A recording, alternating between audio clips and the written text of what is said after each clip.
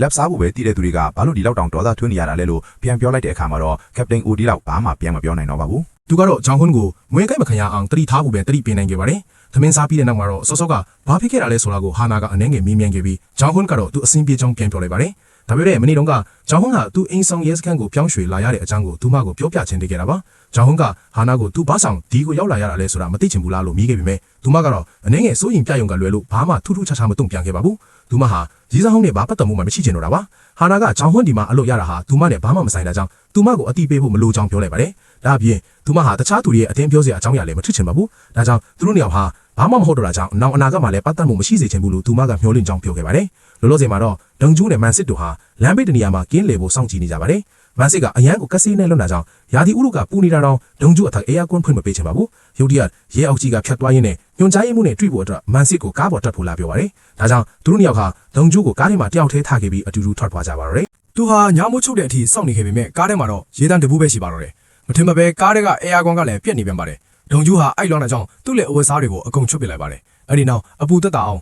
မျက်နှာသွားတက်ဖို့ကားပြန်ထွက်ခဲ့ပါတယ်သူမျက်နှာတင်နေတုန်းမှာတည်းကားမောင်းလာတဲ့လူတစ်ယောက်ဟာဒုံကျူးရဲ့ဖင်ကိုတဲ့တဲ့ယူမင်တိုက်မိပါတော့တယ်အဲ့ဒီလိုအတိုက်ခံရတာကြောင့်သူဟာရွှွနှွန်ထဲကိုခေါင်းဆိုင်လျက်ပြုတ်ချသွားခဲ့ပါတယ်ဒုံကျူးဟာသူ့ကိုယ်သူအမြန်ပြန်ထိုင်းပြီးကားမောင်းသမားစီသွားကဘလို့မောင်းလို့လာတတ်ရတာလဲဆိုပြီးသွားမိပါတယ်ဒုံကျူးကကားမှန်တံကောက်ကိုဆွဲဖွင့်ဖို့ချွန်းစားပေမဲ့မထင်မှတ်ပဲအဲ့ဒီလူကမှန်ကိုတင်းတင်းကြပ်ကြပ်ပိတ်ထားလိုက်ပါတယ်ဒုံကျူးကသူဟာရဲအရာရှိတယောက်ဖြစ်ကြောင်းတတိပေးပြောကြားနေပေမဲ့အဲ့ဒီလူကတော့ဂရုမစိုက်ပဲလီဘာကိုနင်းပြီးမောင်းထွက်ဖို့ကြိုးစားပါတယ်ဒါပေမဲ့ခဏအကြာမှာတော့အဲ့ဒီလူကကြောက်စာပြုတ်လာပါတယ်ဒုံကျူးကအော်ဟီဘီသူ့ကိုကားရပ်ဖို့ခိုင်းလိုက်ပါတယ်ကားကယူတီယာရက်လိုက်တာကြောင့်ဒုံကျူးဟာပေအနှဲငယ်အကွာဝေးအထိလွင့်ထွက်သွားပါတော့တယ်အဲ့ဒီလူကတော့ကားကိုအရှိန်နဲ့မောင်းပြေးသွားခဲ့ပါတယ်ဒုံကျူးပြန်လာတဲ့အချိန်မှာတော့ကားတကူတစုနဲ့ထိတ်တိုက်တွေ့ပါတော့တယ်ဒါပေမဲ့ကားတကူတွေကကားထဲမှာဘာမှမရှိဘူးလို့ပြောပြီးဒုံကျူးရဲ့ပစ္စည်းတွေကိုအပြင်ကိုအကုန်လွှဲပစ်လိုက်ကြပါတယ်ဒါကြောင့်သူဟာသူ့ပစ္စည်းတွေကိုလိုက်ကောက်ဖို့ရိုင်းတိုင်တိုင်နဲ့သွားပြရပါတယ်အဲ့ဒီအချိန်မှာပဲသူဟာတခုခုတော့မှားနေပြီဆိုတာကိုရုတ်တရက်ပရိထားမိသွားပါတယ်ဒုံကျူးဟာစောစောကသူ့ကိုကားနဲ့ဝန်းတိုက်သွားရဲ့လမ်းကြောင်းအတိုင်းပြန့်လျှော်သွားခဲ့ပါတယ်အဲ့ဒီခါမှာတော့လဲကွင်းဆက်မှာကားတစ်ခုတွေလွှင့်ပစ်ခဲ့တဲ့ရုပ်အလောင်းတစ်ခုကိုသူတွေ့ရှိခဲ့ပါတယ်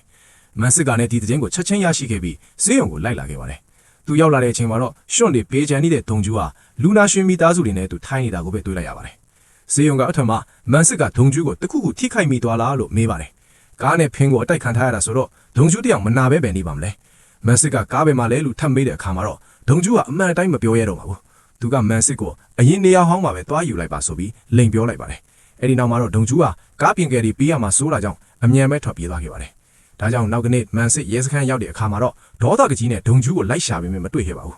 အဲ့ဒီအချိန်မှာဒုံကျူးကတော့အင်္ဂါထဲမှာသူ့ရဲ့ဒဏ်ရာကိုဓာတ်ပုံရိုက်ပြီးစစ်ဆေးနေပါတယ်ဒဏ်ရာကတော်တော်လေးပြင်းထန်နေမှန်းသူတိလိုက်ရပါတယ်ရုတ်တရက်သူ့အတော်စီကဖုံးလာပြီးဂုံယူတယောက်အိမ်ပြန်မရောက်သေးဘူးလို့ပြောပါတယ်ဒုံကျူးကဂုံယူစီဖုံးပြန်ဆက်ကြည့်ပေမဲ့သူကဖုံးမခံခဲ့ပါဘူးဒုံကျူးဟာသူ့အတော်ပြောခဲ့တဲ့ဂုံယူကိုအလုတ်ခေါ်သွားတဲ့ဆိုတဲ့နီးပြဟောင်းကြောင့်ကိုရုတ်တရက်သတိရသွားပါတယ်အဲ့မှာတင်တခုခုတော့အကြီးကျယ်မားနေပြီဆိုတာကိုသူရိပ်မိလိုက်ပါတယ်ဒါကြောင့်သူဟာတဲလွန်စာတွေကိုချက်ချင်းလိုက်ရှာပါတော့တယ်တစ်ဖက်မှာလည်းဒုံကျူးရဲ့နီးပြဟောင်းနာမိုးသာကိုရီးယားနိုင်ငံရဲ့ဂုံဆောင်ပွဲတစ်ခုလိုခမ်းနားတဲ့ညီလာခံတစ်ခုမှာလူများရဲ့ကြိုးဆိုမှုကိုခံနေရပါတယ်အဲ့ဒီပွဲကိုအင်းဆောင်ဟိုတယ်မှာကျင်းပနေတာပါဒုံကျူးကလည်းအဲ့ဒီပွဲကိုစမတ်ကြကြဝစ်စုံအကိနဲ့ရောက်လာခဲ့ပါတယ်သူဟာပွဲထဲမှာနီးပြနာမိုးကိုလိုက်ရှာပြီးဂုံယူဘဲမှာလဲဆိုတာကိုပုံမှန်လင်းလင်းပဲမေးလိုက်ပါတယ်နာမိုးကတော့ဂုံယူကိုအလုပ်ပေးခဲ့တာမှန်ပေမဲ့ဂုံယူကပတ်စံတွေကိုကြိုထုတ်ပြီးထွက်ပြေးသွားတာလို့ပြုံးပြုံးလေးပြန်ဖြေပါတယ်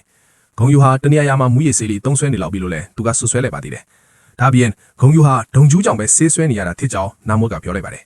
နာမိုးဟာဒုံကျူးရဲ့ညီကိုလှောင်ပြောင်ယုံနေမှာကပဲဒုံကျူးကမှရန်စကားတွေပြောလာပါတယ်သူကမင်းမဘာအရေးချင်းရှိလို့နိုင်ငံလက်ရွေးစင်ဝတ်စုံကိုဝတ်ပြီးငါးစီလာတွေ့တာလဲဆိုပြီးမိကွန်းထုတ်ပါတယ်အတိတ်ကိုပြန်သွားရမယ်ဆိုရင်ဘိုလူပွဲမှာရွှေတစီရောက်ပြီးနောက်မှာဒီနီးပြဟာဒုံကျူးကို professional MMA လောကထဲဝင်စီချင်ခဲ့တာပါအဓိကအကြောင်းချက်ကတော့ဂုံယူရဲ့စေးကုသစိတ်တွေပေးဖို့ပတ်စံရှာရမယ်ဆိုတဲ့အချက်ပါပဲဒါပေမဲ့ဒုံကျူးကတော့အဲ့ဒီလိုမလုပ်ချင်ခဲ့ပါဘူးသူကရွှေတစိတ်စုကိုယူပြီးအနားယူကသူ့မိသားစုရှိရာအိမ်ကိုပဲပြန်ချင်ခဲ့တာပါဒုံကျူးအင်တာဗျူးဖြေနေစဉ်အတော်အတွင်းမှာသူ့ရဲ့အတော်နဲ့ညီဖြစ်သူတို့ရဲ့နာမည်တွေကိုဂုံယူစွာနဲ့ထည့်သွင်းပြောကြားခဲ့ပါတယ်အဲ့ဒီအချိန်မှာပဲသတင်းတောက်တလောက်ကသူ MMA လောကထဲဝင်တော့မယ်ဆိုတဲ့သတင်းတွေထွက်နေတာနဲ့ပတ်သက်ပြီးရုတ်တရက်မေးမြန်းခဲ့ပါတယ်ဒီသတင်းကိုဘသူဖြတ်လိုက်တာလဲဆိုတာဒုံကျူးချက်ချင်းတီးလိုက်တာကြောင့်သူကချက်ချင်းပဲညှင်းဆူခဲ့ပါတယ်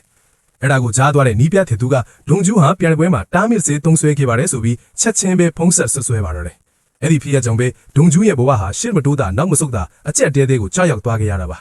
နာမိုးကတော့ဒုံကျူးဟာတားမြစ်စေးသုံးပြီးရခဲ့တဲ့အဲ့ဒီတစိမ့်တွေကဂုံယူနေတယ်လို့ထင်နေပေမဲ့တကယ်တမ်းဒုံကျူးသုံးခဲ့တဲ့ဆေးဝါးတွေဟာပြိုင်ပွဲတွေမှာသုံးဆွဲခွင့်ပြုထားတဲ့ဆေးတွေတောင်ဖြစ်ပါတယ်ဒီနီးပြဟာသူ့ကိုချိုးမြတ်အတွက်ပဲကြည့်တယ်သူပါဒုံကျူးအတွက်ကတော့အဲ့ဒီဂုံပြုစုတွေဟာပတ်စံတက်ပို့ပြီးအရေးကြီးပါတယ်ဒါကြောင့်ပြီးခဲ့တဲ့နှစ်ပတ်လုံးသူဟာဒီနီးပြကိုတရားစွဲကိုစူးစမ်းနေခဲ့တာပါ ဒုံကျူးဟာအစော်ကားခံရယုံနေတဲ့အရှုံးမပေးခဲ့ပါဘူးသူဟာပြန်လေတောက်ပလာမဲ့အချိန်ကိုစောင့်ဆိုင်းရင်းနေ့တိုင်းလေ့ကျင့်ခန်းတွေကိုစူးစမ်းလှုပ်ဆောင်နေခဲ့ပါတယ် ဒုံကျူးဟာမူးနောက်သွားတဲ့အထီကိုပြေးလွှားနေခဲ့တာပါဒုံကျူးဆိုတာဘယ်လိုလူစားမျိုးလဲဆိုတာကိုလူတိုင်းသိအောင်ပြသဖို့ဆုံးဖြတ်ထားပါတယ်ဒါကြောင့်အခုအချိန်မှာသူ့ကိုဝင်တိုက်သွားတဲ့ကားနဲ့ပတ်သက်တဲ့အချက်အလက်တွေကိုရှာဖွေဖို့ပဲအာရုံစိုက်နေပါတယ်ဒုံကျူးဟာအာရုံစိုက်လွတ်နေတာကြောင့်ဟာနတ်ဘေးကနေဖြတ်သွားတာတောင်သတိမထားမိပါဘူးထမင်းစားနေရင်းနဲ့လည်းတယောက်တည်းတွတ်ရေရွတ်နေခဲ့ပါတယ်ဒုံကျူးအိမ်သားထဲမှာထိုင်နေရင်းနဲ့မှအဲ့ဒီကားကိုကပတိန်တယုံညက်စာရွက်စာတမ်းတွေထဲမှာတွေ့ခဲ့ကူတဲ့ဆိုတာကိုရုတ်တရက်သတိရသွားပါတယ်တစ်ဖက်မှာလည်းမန်စစ်ဟာသူ့ရဲ့ကားကိုပြန်တွေ့ခဲ့ပြီနဲ့ကားတခိုးတွေကအပေါ်ပစ္စည်းတွေကိုအကုန်ဖြူခိုးသွားတာကြောင့်ကားကိုယ်တယ်ပဲကြံမာတော့တယ်ဒုံကျူးကတော့အားလုံးနေ့လည်စာစားနေတဲ့အချိန်ကိုအခွင့်ကောက်ယူပြီးသူ့ကိုတိုက်သွားတဲ့ကားအကြောင်းစာရွက်စာတမ်းတွေရှာဖို့အတွက်စတုထထကကပတိန်တေယာရဲ့ရုံးခန်းထဲကိုခိုးဝင်ခဲ့ပါတယ်တိုက်ဆိုင်ပဲမန်စစ်ကလည်းအဲ့ဒီအချိန်မှာပြန်ရောက်လာခဲ့ပါတယ်မန်စစ်ကဒုံကျူးကိုဘာတွေခိုးကြည့်နေတာလဲလို့မေးပါတယ်အန်ဟောဖို့ကောင်းတာကကပတိန်တောင်းကလည်းနေ့လည်စာစားပြီးရုံးခန်းကိုပြန်ရောက်လာတာပါဒါကိုမြင်လိုက်ရတဲ့သူတို့နှစ်ယောက်ဟာလက်ဖြတ်သွားပြီးပစ္စည်းတွေကိုမူလနေရာအတိုင်းအမြန်ပြန်ထားကထွက်ပြေးခဲ့ကြပါတယ်ဒါပေမဲ့ကပတိန်တောင်ကတော့သူ့ရဲ့စာရွက်စာတမ်းတွေကိုတယောက်ယောက်လာကင်ထားမှန်းရိပ်မိသွားပါတယ်ဒုံကျူးဟာစေကန်းကိုသွားပြီးတဲ့နောက်မှာတော့သူ့ကိုတိုက်ပြေးသွားတဲ့တရားခံကိုလိုက်ဖမ်းဖို့မန်စစ်ကိုအတူခေါ်ပြီးထွက်ခွာသွားပါတော့တယ်ဒုံကျူးကသူ့ဖွင့်ကိုယ်တောင်ပင်ပြနေတော့အဲ့ဒီကားရဲ့ရှေ့ရေတိုင်းကြီးအကားပုံစံဟာသူ့ဖွင့်ပေါ်ကဒဏ်ရာအမအသားနဲ့ထပ်တူကြမကြအကြည့်ခိုင်းနေပါသေးတယ်ဒုံကျူးကစိတ်လှုပ်ရှားစွာနဲ့ပဲဒီလိုထန်လို့ရင်ရွှေယုံကိုဖမ်းမိနိုင်လိမ့်မယ်လို့ပြောပါတယ်အကြောင်းရင်းကတော့ရွှေယုံရဲ့အယောင်စင်းမှာဒီကားနဲ့ပတ်သက်တဲ့အချက်လက်တွေရှိနေပြီမဲ့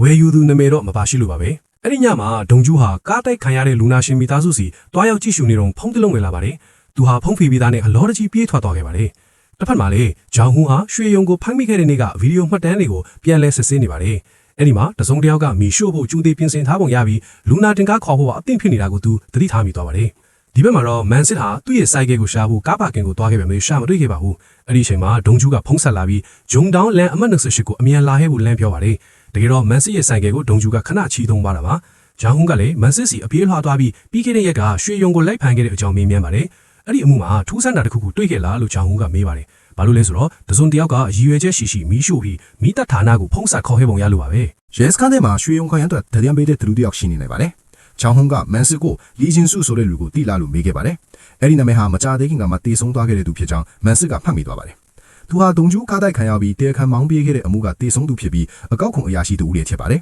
မန်စစ်ဟာတခုခုတော့မှားနေပြီဆိုတာကိုချက်ချင်းအိမ်မိသွားပြီးအခြေအနေကိုစုံစမ်းပြီးမှပြန်ဆက်သွယ်မယ်လို့ပြောပါတယ်ဒါပေမဲ့ဒုံကျူးကသူ့ဆိုင်ကယ်ကိုခိုးစီးသွားခဲ့အတွက်သူကတော့ဒေါသထွက်နေတော့ပါတယ်မန်စစ်ရဲစခန်းကိုဖျံရောက်တဲ့အချိန်မှာအပေါင်ဆိုင်ကသူ့စီဖုံးဆက်လာပါတယ်ဖုံးဆက်တဲ့သူကငွေရုံအဖဲဟာဒီနယ်မြေထဲမှာလုံရှားနေကြောင်းနဲ့သူတို့ရှိနေတဲ့တိကျတဲ့နေရာကိုတိထားကြောင်းတင်ပေးပါတယ်အဲ့ဒီနေရာဟာစောစောကဒုံကျူးသူ့ကိုပြောထားတဲ့နေရာပဲဖြစ်နေပါတယ်လောလောဆယ်မှာတော့ဟာနာအိမ်မှာသူမဟာမတော်တဆမှုကတေဆုံးသူလီဂျင်စုရဲ့အကောက်ခွန်ဆိုင်ရာစာရွက်စာတမ်းတွေကိုကင်ထားသူဖြစ်ပါတယ်ရွှေယုံခိုင်တားတွေဟာအဲ့ဒီစာရွက်စာတမ်းတွေကိုလိုက်ရှာရင်ဟာနာကိုနှောက်ယှက်ဖို့ရောက်ရှိလာကြပါတယ်ဟာနာကစာရွက်စာတမ်းတွေကိုအပေါ်ဓာတ်ကိုယူသွားပြီးသူမအထုံးမပြုတ်တာကြားပြီးဖြစ်တဲ့တနက်ကိုထောက်ယူဖို့ဆုံးဖြတ်လိုက်ပါတော့တယ်သူမဟာကြီးစံတွေကိုတရောင်ချင်းထပ်တင်ပြီးနားချက်ကိုတက်လိုက်ပါတယ်အဲ့ဒီနောက်ဓားပြတွေကိုချင်းချုပ်တဲ့အနေနဲ့တနက်နှန်းကလေးပစ်ဖောက်လိုက်ပါတယ်ဟာနာကသူတို့ကိုကြောက်ပြီးထွက်ပြေးသွားစေခြင်းုံတက်ပါဒါပေမဲ့ဓားပြတွေကတော့ချက်ချင်းမဲ့လူစုခွဲလိုက်ပြီးဟာနာကိုဝိုင်းဝန်းထိန်းချုပ်ဖို့ကြိုးစားကြပါတယ်ပြီးတော့သူမစီကအကောက်ခွန်စာရွက်စာတမ်းတွေကိုလူယူသွားကြပါတယ်ဒါပေမဲ့ဟာနာဟာတာမန်မင်းကလေးတယောက်မဟုတ်ပါဘူးဓားပြတွေကမကြောက်မှန်းတိလိုက်ရတဲ့အခါမှာတော့သူမဟာတကယ်ကိုစဖြစ်ပါတော့တယ်ဟာနာဟာတနက်ဖြစ်ဖြိုင်ပွဲမှာရွှေတစိန်စုရရှိခဲ့တဲ့လက်ဖြောင်သမားတယောက်ချစ်တာကြောင့်သူတို့ကိုတယောက်ချင်းစီအမြန်ဆုံးနှိမ်နင်းနိုင်ခဲ့ပါတယ်တစ်ဖက်မှာလည်းဂျောင်းဟွန်းဟာလီဂျင်စုအကြောင်းကိုစုံစမ်းဖို့တွားနေတော့မှရွှေယုံကိုင်ရဲ့လက်ပါစီတွေနဲ့ထိတ်တိုက်တွေ့ခဲ့ပါတယ်ဒီလက်ပါစီတွေဟာဂျောင်းဟွန်းရဲ့အထောက်ထားကိုကြိုတင်သိထားပုံရပါတယ်အထူးသဖြင့်သူ့ရဲ့မွေးတက်တူးကကပတိန်အိုတရီပေးခဲ့တယ်လို့ပါပဲကပတိန်အိုကဂျောင်းဟွန်းကိုမွေးကြိုင်မခံရအောင်တတိထားဖို့ပြောခဲ့ပေမဲ့သူဟာခိုင်းသားတွေကိုပြန်မတိုက်နိုင်တာကြောင့်အရင်ဆုံးထွက်ပြေးခဲ့ရပါတယ်တိုက်ဆိုင်ပဲဂျေဟွန်းကလည်းဒီနေမီထဲမှာတာဝန်ကျနေတာပါဂျေဟွန်းဟာမတော်တဆမှုနဲ့ရန်ပွဲဖြစ်နေတာကိုမြင်လိုက်ရပါတယ်သူအပြေးလွားသွားကြည့်တဲ့အခါမှာတော့အင်းဆောင်နယ်မြေထဲမှာလူတွေကိုအမြဲဒုက္ခပေးနေတဲ့ကားအနီအောင်ကြီးကိုတွေ့လိုက်ရပါတော့တယ်ကားမောင်းသမားကအရှိမိပြီးဂျိန်ဟုန်းစီကိုတက်မတ်မောင်းဝင်လာပါတယ်ဒါပေမဲ့သူတို့မသိတာကဂျိန်ဟုန်းဟာ professional တန်ဝိုင်းပြစ်အားကစားသမားဟောင်းတယောက်ဆိုတာပါပဲဂျိန်ဟုန်းကနံဘေးကရေမြောင်းဖုံးတန်ဝိုင်းတစ်ခုကိုယူပြီးလှည့်ပတ်လိုက်ကအနီရောင်ကားစီကိုအားကုန်လွှဲပစ်လိုက်ပါတယ်အဲ့ဒီပြင်းထန်တဲ့ရက်ခတ်မှုကြောင့်ကားဟာလမ်းလဲကောင်းပါတယ်မောက်ခုံကြီးဖြစ်သွားပါတော့တယ်အဲ့ဒီအချိန်မှာပဲဂျောင်ဟုန်းကလည်းအနားမှာရှိတဲ့လမ်းဘေးတန်ရှင်းရဲသမားစီကတမျက်စီကိုပြေးယူလိုက်ပါတယ်ဂျိန်ဟုန်းမြေနားကိုရောက်တဲ့အခါမှာတော့တမျက်စီကိုချိုးလိုက်ပြီးလက်နက်ထိအသုံးပြုခဲ့ပါတယ်ဂျောင်ဘုံဟာတလက်ကြိုက်ထားပြန်ကွဲမှာငွေတစိရထားတဲ့သူချစ်တာကြောင့်သူ့လက်ထဲမှာတုတ်တချောင်းရှိုံနဲ့ဒီလူမိုက်တွေကိုအလွယ်တကူနှိမ်နင်းနိုင်ခဲ့ပါတယ်တစ်ဖက်မှာလည်းမန်စစ်ဟာကပတိန်ဒီယာစီကိုတောက်ရောက်ခဲ့ပါတယ်မန်စစ်ကယုံဝါဂိုင်းကိုရှာတွေ့ပြီးထက်ချောင်းတရင်ပို့ပြီးပဲကပတိန်ကတော့ဂယုမဆိုင်ပါဘူးကပတိန်တောင်းကမန်စစ်ရဲ့အလုပ်ကိစ္စရှင်းပြချက်ကိုနားမထောင်ခင်သူ့ကိုအရင်ရှင်းချိုင်းအနိုင်ယူဖို့ပြောပါတယ် အခြေအနေကတော်တော်လေးအရေးကြီးနေပြီလေမန်စစ်ဟာနဘန်သမားဟောင်းတယောက်ချက်တာကြောင့်ကပတိန်ဒေါင်းကိုခဏလေးအတွင်းမှာပဲအလဲထိုးနိုင်ခဲ့ပါတယ်အဲဒီနောက်မှာတော့မန်စစ်ဟာယုံဝါကွိုင်းအမှုအကြောင်းစတင်ရှင်းပြပါတော့တယ်တချိန်တည်းမှာပဲဒုံကျူးဟာယုံဝါကွိုင်းသားရဲ့စခန်းကိုရှာတွေ့သွားခဲ့ပါပြီ ကံကောင်းထောက်မှတ်စွာနဲ့ပဲရွှေယုံငွေယုံနဲ့ယုံဝါကိုင်းသားအားလုံးဟာဒီနေရာမှာစုပြုံရောက်ရှိနေကြပါတယ်ဒါကြောင့်ဒွန်ကျူးအနေနဲ့သူတို့အားလုံးကိုတခါတည်းအပြစ်ချင်းဖို့ဟလိုပါတော့တယ်ဒွန်ကျူးကယုံဝါကိုင်းကောင်းဆောင်ကိုလက်ပုံထဲကကားကိုရောင်းခဲ့တဲ့သူလားလောက်မိပေမဲ့သူကပြန်မဖြေတဲ့အပြင်ဒွန်ကျူးကိုရန်စားတဲ့အနေနဲ့သူ့သွားတွေကိုဖျက်ပြပြီးစောင့်ပြောင်းနေပါတယ်အဲ့ဒါကိုမြင်တော့ဒွန်ကျူးကနောက်တစ်ခါထပ်သေးပြရင်တော့မင်းသွားတွေကိုအကုန်ကြိုက်ချိုးပစ်မယ်လို့တတိပေးလိုက်ပါတယ်အဲ့ဒီစကားကိုကြားတာနဲ့ရွှေယုံနဲ့ငွေယုံကိုင်းသားတွေဟာဒွန်ကျူးရဲ့လက်သီးတံကိုတိနေပုံရပြီးခေါင်းတွေတစ်ခါခါနဲ့ကြောက်နေကြပါတယ်ဒွန်ကျူးကသူတို့အားလုံးကိုငါနာမည်ကဘာလို့ဒွန်ကျူးလို့ခေါ်တာလဲမင်းတို့သိလားလို့မေးလိုက်ပါတယ်ဒီနာမည်ရဲ့အဓိပ္ပာယ်ကတော့သူ့ကိုအေးအေးချမ်းချမ်းနေထိုင်စေခြင်းတဲ့သဘောပါဒါပေမဲ့ဒီလူယုံမာတွေကတော့သူ့ကိုအေးအေးဆေးဆေးနေခွင့်ပေးမယ်ပုံမပေါ်ပါဘူးအဲ့ဒီနောက်မှာတော့လူဆိုးတွေအားလုံးဒွန်ကျူးစီကိုဝိုင်းဝန်းတိုက်ခိုက်လာကြပါတော့တယ်ရန်သူကလူရင်အားများတဲ့အပြင်တချို့ဆိုဓာတ်တွေပါကင်ထားကြပြီမဲ့ဘသူမှဒွန်ကျူးရဲ့ plan ပဲမချစ်နိုင်ပါဘူးအဲ့ဒီချိန်မှာဒွန်ကျူးရဲ့အသိကမှတ်ဉာဏ်တွေဟာပြန်လဲနိုးထလာပါတယ်ရင်ထဲမှာအားကစားအပေါ်ထပ်တန်တဲ့စိတ်ကအကိရှိနေစေဖြစ်တာကြောင့်ကိုရီးယားလက်ဝိတ်ချန်ပီယံဟောင်းဒွန်ကျူးကိုဒီလူမိုက်တွေဘာမှမလုပ်နိုင်ခဲ့ပါဘူးဒွန်ကျူးကလူမိုက်အားလုံးကိုအလဲထိုးအနိုင်ယူပြီးတဲ့နောက်မှာတော့ရဲတပ်ဖွဲ့ဝင်တွေဟာရွှေယုံကိုင်းသားတွေကိုဖမ်းဆီးဖို့ရောက်ရှိလာကြပါတယ်